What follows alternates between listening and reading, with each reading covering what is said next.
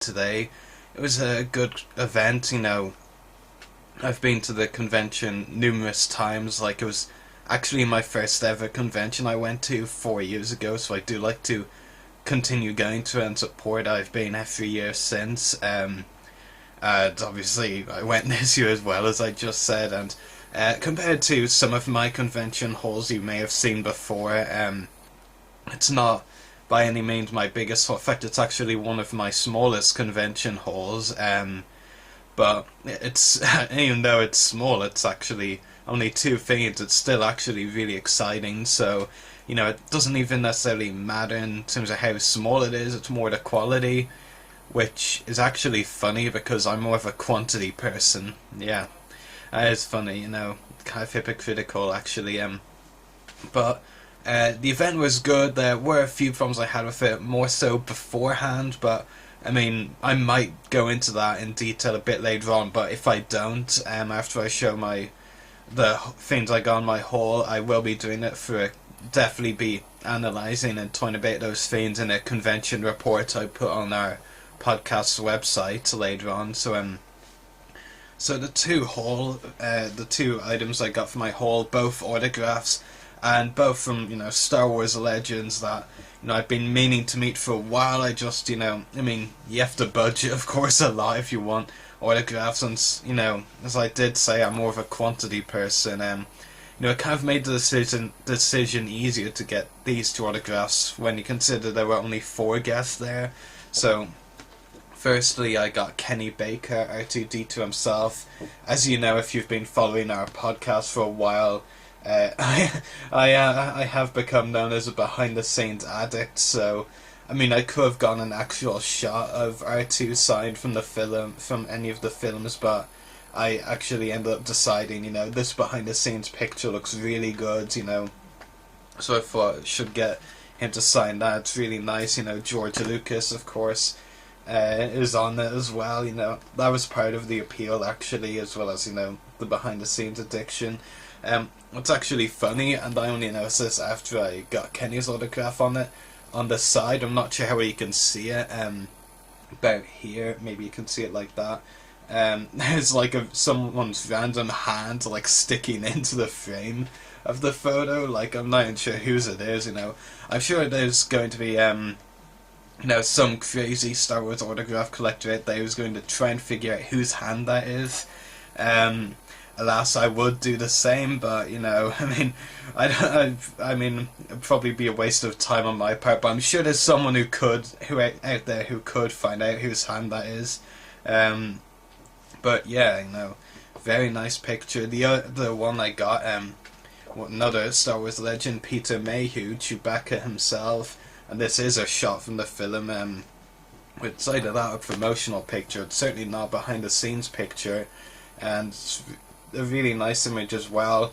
Neither of them were doing personalizations, which is fine. I used to have a bit of a reputation for only really wanting personalizations and not really being that happy if they weren't personalized, but it's not so much that I've gotten over that, it's just the fact that autographs, I'm not as big a fan of those anymore. Like, on the podcast, we mostly do interviews, so I just see which guests I can get interviews from.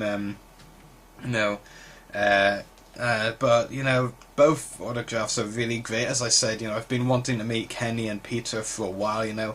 Both aren't getting any younger, so especially with Kenny, like, to be honest, I feel like this could be Kenny's last invasion, if I'm being honest. Like, he really didn't seem in great health. I think it's going to get to the point in a year at least, or at most, I think is what I meant to say. I think he's only going to do conventions in the UK if he continues at all, but that's just my honest overview. But I'm very happy with both autographs. It was obviously great to finally meet both of them, and both of them were, kind of, relaxed, and I think that's obviously good. Sometimes you hear stories but Kenny, I've always heard that he's nice, and Peter, I've heard mixed stories on him, but I found him to be very nice, and fine, a bit reserved and laid back, but outside of the podcast, it's actually kind of what I'm like. So yeah, I wasn't. It actually suited me like that. And I did actually give them both business cards for the podcast, and certainly in Peter's case, he said we could do an interview possibly in the near future. Like, okay, he said we may be interested. Obviously not confirmation, but I will be keeping an eye on my emails for sure. I always do, but even more so now. So that would be pretty exciting, I have to say. So yeah, and both autographs, as I said, really good. Obviously, with the convention itself, as I said, there were a few things. As a loyal supporter of the Invasion offense, and considering the nostalgia for me, and continuing to go back because of the fact it was my first ever convention, so I'm not saying this, in a really bad way. I'm just, observing, basically. Let's put it that way.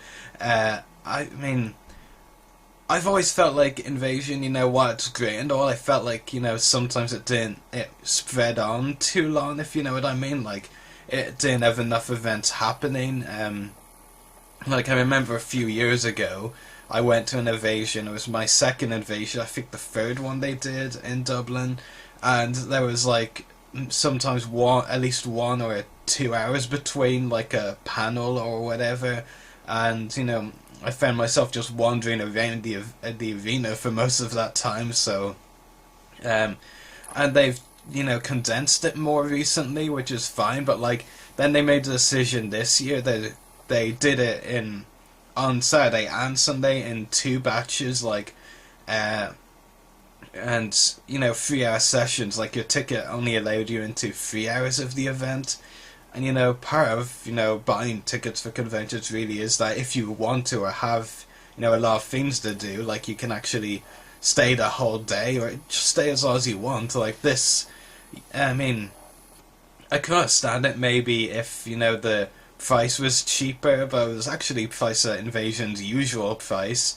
And instead of the option to stay as long as you want, you actually had to go in for a specific 3-hour time frame. It was like 10 a.m. to 1 p.m. or 2 p.m. to 5 p.m. I think. I don't know. I mean, it was strange. I also hope I hope that's another thing that doesn't become a trend at conventions, like we've already seen this year, charging for selfies and pictures from someone's camera coming into conventions in Ireland this year, and that's also not good. And it was present with one of the guests at this event as well. I won't name who, but if you were attending, you would know. So yeah, I had to get that off my chest. I'll go into it in more depth in the report that I mentioned, the written report, because, obviously there's only so much I can say on this video, and, without boring anyone, well, maybe not necessarily boring anyone, but, just, I mean, there's only so much time I can talk and all that on a video, whereas an article I can write a lot more and a lot more in depth. I kind of feel like I'm not getting the point across properly, but hey ho, I mean, it was still a great event, as it usually is. I mean, as I said, I always like to support it as much as possible by attending every year. You just feel that way about your first convention, I guess.